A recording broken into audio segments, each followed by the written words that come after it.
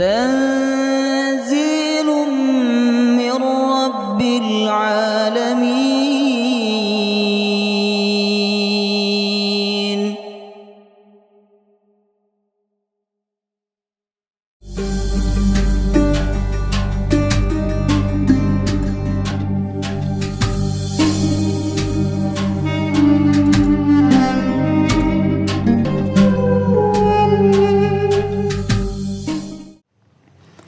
Bismillahirrahmanirrahim.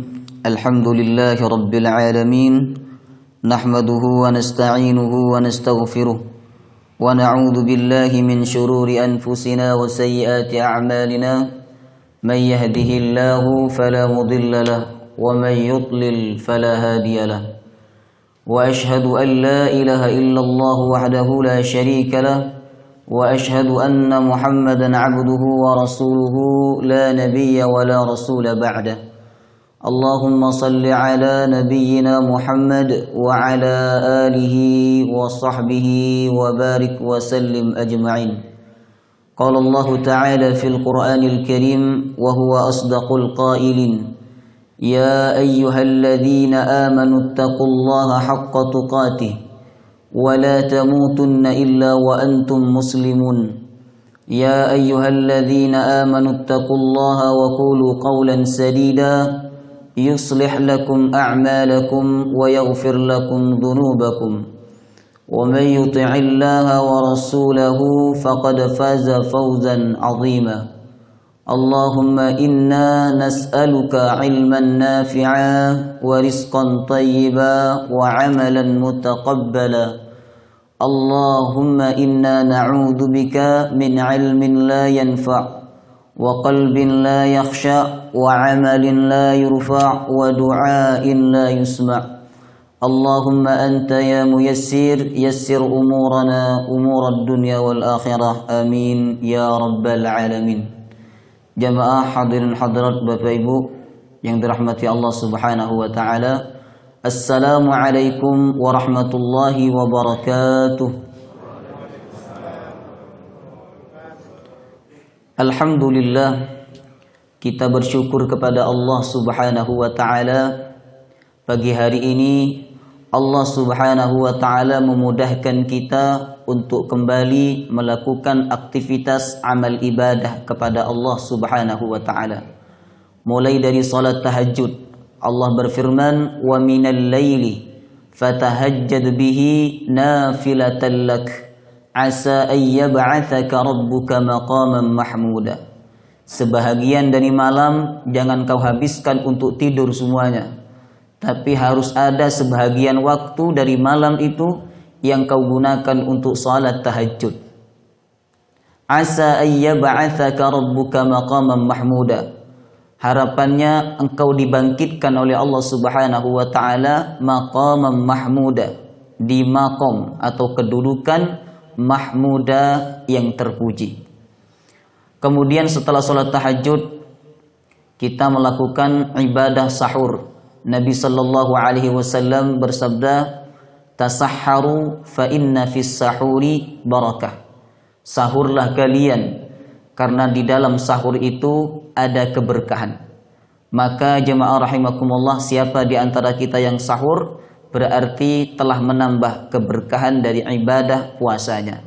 Siapa di antara kita yang tidak sahur berarti telah mengurangi keberkahan dari ibadah puasanya.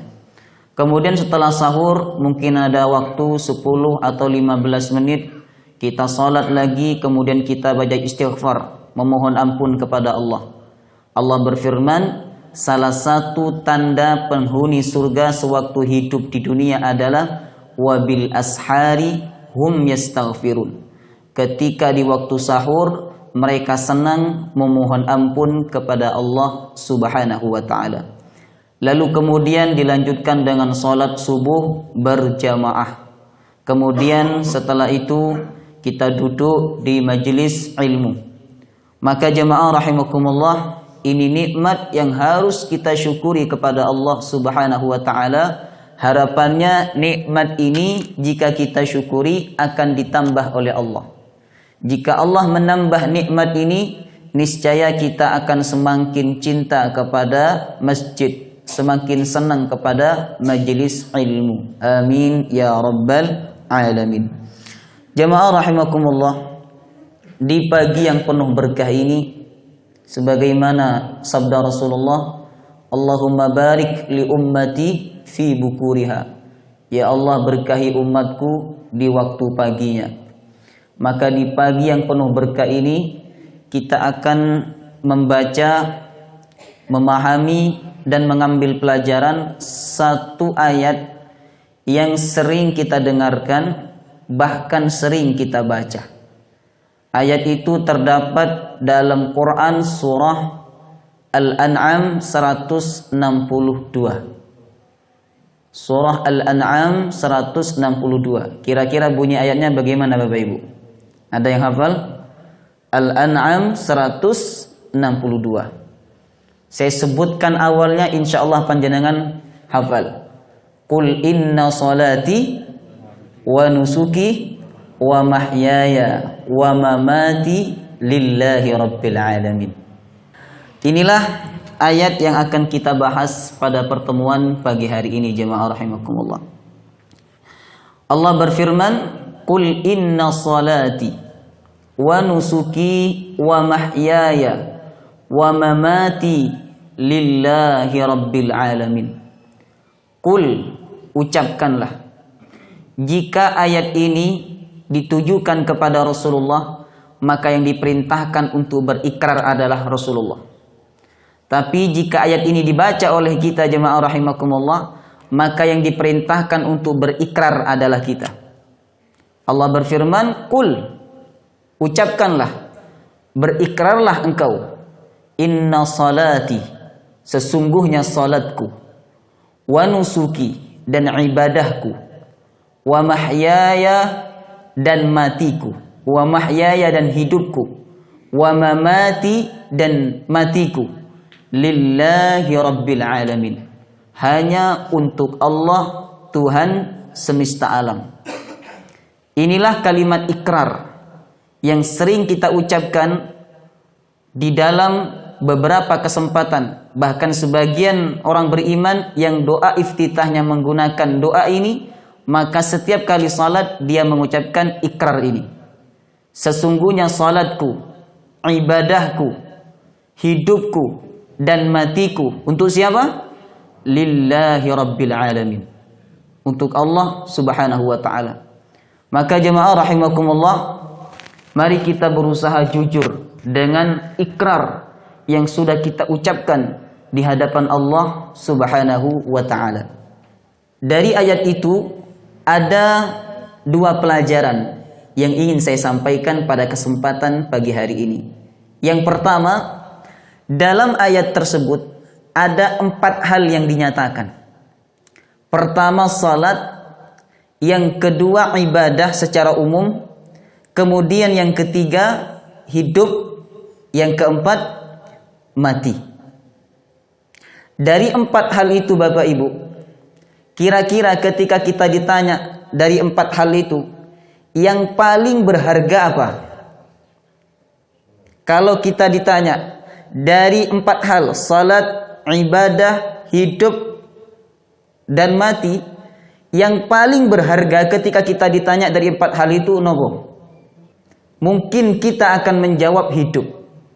Karena apa? Dengan hidup itu kita bisa salat. Karena hidup kita bisa ibadah. Kemudian karena manusia itu pernah dihidupkan, maka dia akan mengalami kematian, dan kematian itu sebagai sebab dia bertemu dengan Allah subhanahu wa ta'ala. Seandainya hidup yang paling berharga dari 4 hal itu, niscaya penyebutan kalimat hidup akan Allah posisikan di urutan nomor 1. Inna mahyaya wa salati wa nusuki wa mamati lillahi rabbil alamin. Sesungguhnya hidupku, salatku, ibadahku, dan matiku hanya untuk Allah. Tapi ketika Allah menyebutkan 4 hal tersebut, yang pertama kali Allah sebutkan apa? Salat. Inna salati sesungguhnya salatku, wa nusuki, ibadahku, wa mahyaya, hidupku, wa mamati, matiku, lillah, hanya untuk Allah subhanahu wa ta'ala. Artinya apa? Ibadah apapun yang kita lakukan, hidup bagaimanapun yang kita jalani, dan mati dalam keadaan seperti apapun, tidak ada nilainya di hadapan Allah jika tidak salat. Maka jemaah rahimakumullah, sering saya sampaikan di dalam majelis-majelis bahwa rukun Islam itu seperti jari tangan kita. Syahadat seperti jari jempol atau ibu jari. Kemudian salat seperti jari telunjuk. Kemudian zakat seperti jari tengah. Puasa atau siam seperti jari manis. Sedangkan haji seperti jari kelingking. Jika 3 jari lepas, jari kelingking, jari manis, kemudian jari tengah, kita masih bisa memegang walaupun tidak kuat.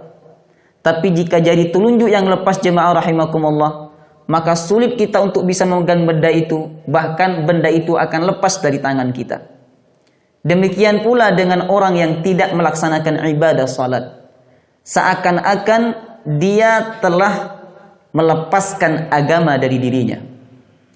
Makanya Nabi bersabda dalam riwayat yang sahih, "Man tarakas salah muta'ammidan faqad kafara jiharan."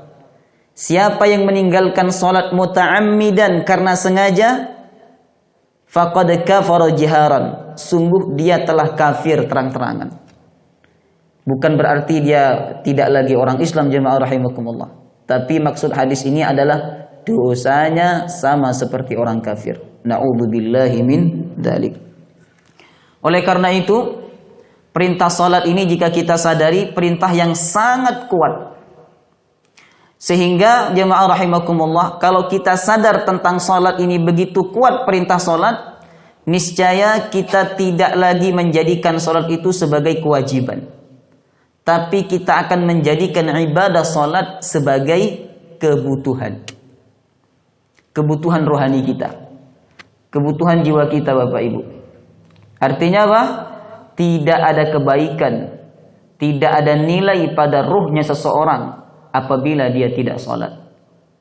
Dikatakan dalam riwayat Imam Ahmad dan riwayat Imam Abu Daud, Rasulullah sallallahu alaihi wasallam bersabda, "Anna wafda Thaqif lamma qadimu ala Rasulillah sallallahu alaihi wasallam anzalahumul masjid." Ada sekelompok orang dari suku Bani Thaqif. Suku Bani Thaqif dahulu ketika pertama Islam datang, mereka salah satu suku yang menentang dengan keras.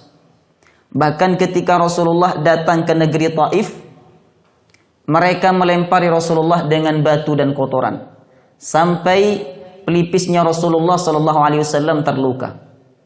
Namun ketika Islam berdiri dengan kokoh dan terbentuk negara Islam di kota Madinah, maka suku Bani Thaqif berbondong-bondong datang ke kota Madinah untuk menyatakan Islam di hadapan Rasulullah sallallahu alaihi wasallam. Lalu ketika mereka mengislamkan dirinya di hadapan Rasulullah, mereka kemudian mengajukan syarat. Apa kata hadis ini? Fashtaratu alaihi alla yahsyuru wa la ya'syuru. Kemudian mereka mengajukan syarat kepada Rasulullah. Ya Rasulullah, saya ingin Islam, tapi syaratnya saya tidak ingin perang. Yang kedua, saya tidak ingin bayar zakat. Nabi diam. Ketika mereka berkata, saya tidak ingin perang, Nabi diam. Saya tidak ingin membayar zakat, Nabi pun juga diam. Tapi ketika mereka berkata, wala yajubbu, kami tidak ingin melaksanakan ibadah salat. Apa kata Rasulullah? La khaira fi dinin la salata fihi. Tidak ada kebaikan dalam agamanya seseorang yang tidak melaksanakan ibadah salat. Maka jamaah rahimakumullah, salat ini kunci pertama kalau kita ingin memperbaiki segalanya. Kata Nabi, "Idza saluhat saluhal jasadu kullu. Idza saluhat saluhal amalu kullu. Wa idza fasadat fasadal amalu kullu." Apabila salatnya bagus, maka amal yang lain bagus. Apabila salatnya rusak, maka yang lain akan rusak. Maka kalau kita ingin memperbaiki ibadah-ibadah yang lain, ingin memperbaiki hidup kita, dan ingin mati dalam keadaan husnul khatimah, nusuk, mahyai, mamati lillahi rabbil alamin, kunci utamanya adalah salat. Makanya dalam ayat tersebut yang pertama kali disebut oleh Allah adalah salat. Inna salati wa nusuki wa mahyaya wa mamati lillahi rabbil alamin.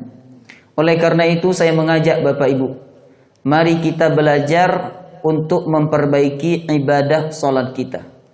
Semoga kita ini termasuk sedikit di antara banyak manusia yang melaksanakan ibadah salat sebagaimana yang disebutkan oleh sahabat Umar bin Khattab.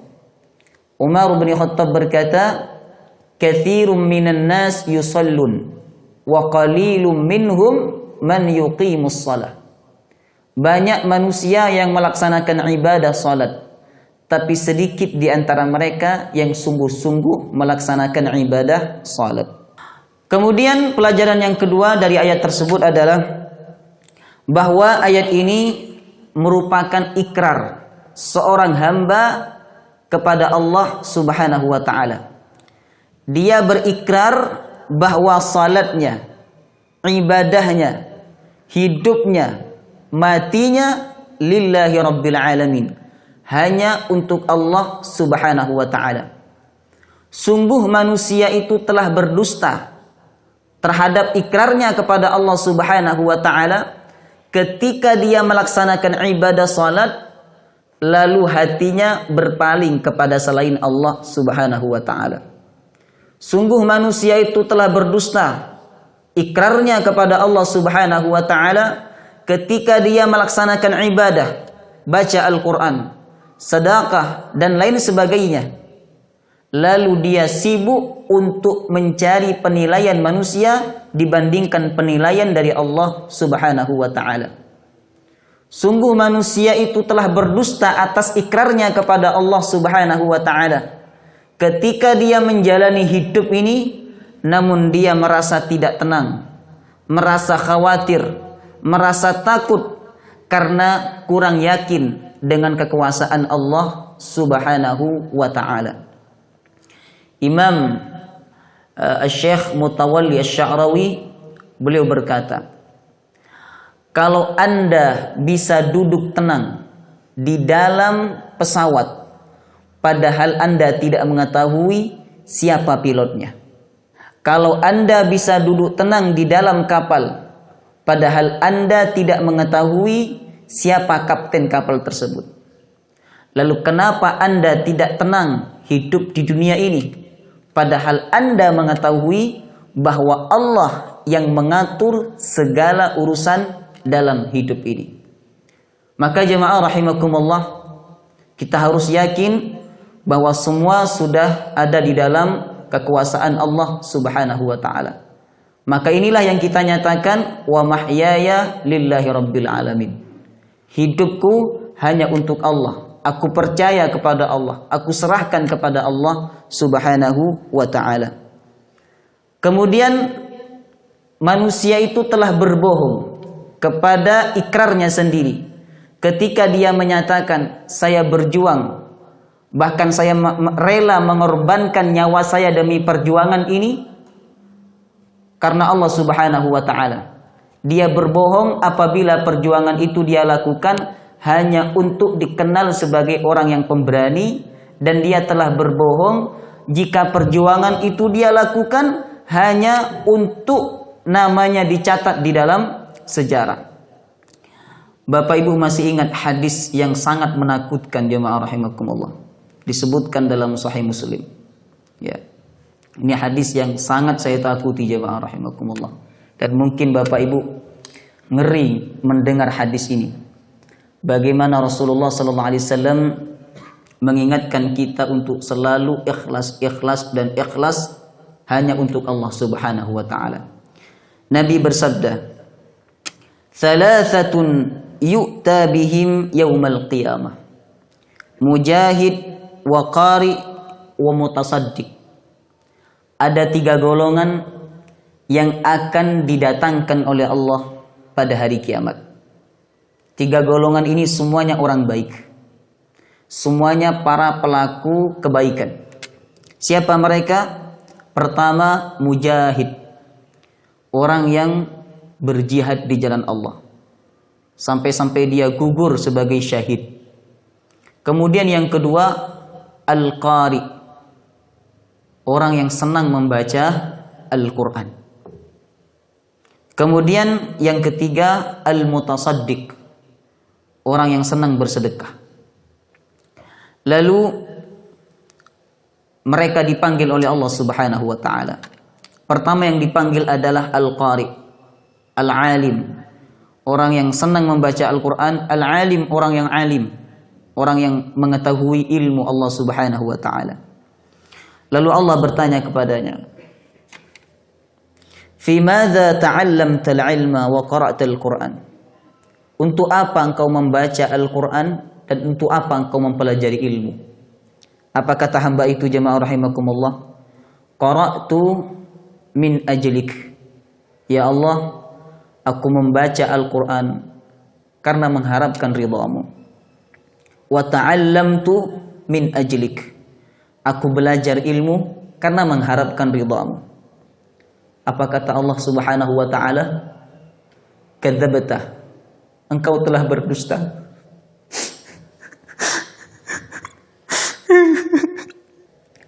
Allah Subhanahu wa taala mengatakan kadzabta. Engkau telah berdusta. Wa qara'ta liyuqala qari. Engkau membaca Al-Qur'an. Engkau serius membaca Al-Qur'an karena kamu ingin dikatakan sebagai orang yang ahli membaca Al-Qur'an. Wa qad qila dzalik, dan engkau telah mendapatkan gelar itu di dunia. Kemudian wa ta'allamta liyuqala alim. Engkau belajar bukan karena ingin mengharapkan ridhaku, kata Allah. Akan tetapi engkau belajar liyuqala alim, agar engkau dikatakan sebagai orang alim. Maka Allah Subhanahu wa taala perintahkan malaikat untuk menyeret hamba ini ke dalam neraka. Na'udzubillahi min dzalik. Kemudian Allah Subhanahu wa taala panggil golongan yang kedua, yaitu golongan orang yang berjuang di jalan Allah Subhanahu wa taala. Mereka berperang membela agama Allah Subhanahu wa taala, bahkan syahid di jalan Allah. Lalu Allah panggil mereka dan Allah bertanya kepada mereka, "Fima jahadta?" Untuk apa engkau berjihad? Kemudian hamba itu menjawab, "Jahadtu fi sabilik." Ya Allah, aku berjihad karena engkau ya Allah. Aku berjihad di jalanmu ya Allah. Kemudian Allah Subhanahu wa taala berfirman, "Kadzabta."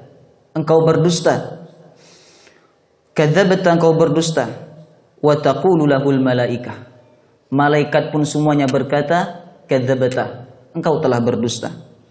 Walakinnaka jahadta liyuqala huwa jari. Akan tetapi engkau berjihad agar engkau dikatakan sebagai orang yang pemberani. Na'udzubillahi min zalik. Kemudian Allah Subhanahu wa taala perintahkan malaikat, jemaah rahimakumullah, untuk menyeret hamba itu ke dalam neraka. Lalu Allah Subhanahu wa taala memanggil golongan yang ketiga, al-mutasaddiq. Orang yang senang bersedekah, orang yang senang berinfak, orang yang dermawan. Banyak harta yang dia keluarkan untuk membantu pembangunan masjid. Banyak harta yang dia keluarkan untuk menyantuni fakir, miskin, dan anak yatim. Allah panggil pada hari kiamat. Kemudian Allah Subhanahu wa taala bertanya, "Fima tasaddaqta?" Untuk apa engkau bersedekah? Lalu dia menjawab, "Umirtu bis sadaqah fis sabilik." Ya Allah, aku diperintahkan untuk bersedekah di jalanmu, maka aku bersedekah karena engkau ya Allah. Lalu Allah Subhanahu wa taala berfirman, kadzabta, engkau berdusta. Maka malaikat semuanya saat itu berkata, kadzabta, engkau berdusta. Walakinnaka tasaddaqta liyuqala huwa jawad. Akan tetapi engkau bersedekah agar engkau dikatakan jawad, orang yang dermawan, orang yang baik hati, orang yang loman, orang yang tidak pelit. Wa qad qila dzalik, dan engkau sudah mendapatkan gelar itu di dunia. Fayushabu ala wajhihi ilan nar, maka wajahnya diseret, jemaah rahimakumullah. Tidak lagi dituntun, tapi diseret dengan wajahnya. Kemana? Ilan nar, menuju neraka. Maka jemaah rahimakumullah, inilah yang kita takutkan, di mana Allah Subhanahu wa taala mengklaim kita sebagai orang yang berdusta. Jika ada manusia yang mengatakan kita berdusta, mengatakan kita berbohong, mudah, ringan untuk kita hadapi. Tapi bagaimana jika yang mengatakan kita berdusta adalah Allah Subhanahu wa ta'ala? Yauma la yanfa'u malun wala banun illa man atallaha biqalbin salim. Pada hari di mana anak tidak bermanfaat, harta tidak lagi berguna, kecuali orang yang datang kepada Allah Subhanahu wa ta'ala dengan membawa hati yang selamat. Oleh karena itu, mari kita evaluasi ikrar kita yang kita ucapkan di hadapan Allah Subhanahu wa taala. Inna salati wa nusuki wa mahyaya wa mamati lillahi rabbil alamin. Sesungguhnya salatku, ibadahku, hidupku dan matiku lillahi rabbil alamin, hanya untuk Allah Subhanahu wa taala. Semoga kultum yang singkat ini bermanfaat dan menambah iman kita kepada Allah Subhanahu wa taala. Dan semoga Allah anugerahkan kepada kita qalban khashi'an khalisan, hati yang khusyuk dan ikhlas karena Allah Subhanahu wa taala. Amin ya rabbal alamin. Kita tutup dengan pembacaan doa kafaratul majlis. Subhanakallahumma wa bihamdika asyhadu an la ilaha illa anta astaghfiruka wa atubu ilaik. Wassalamu alaikum warahmatullahi wabarakatuh.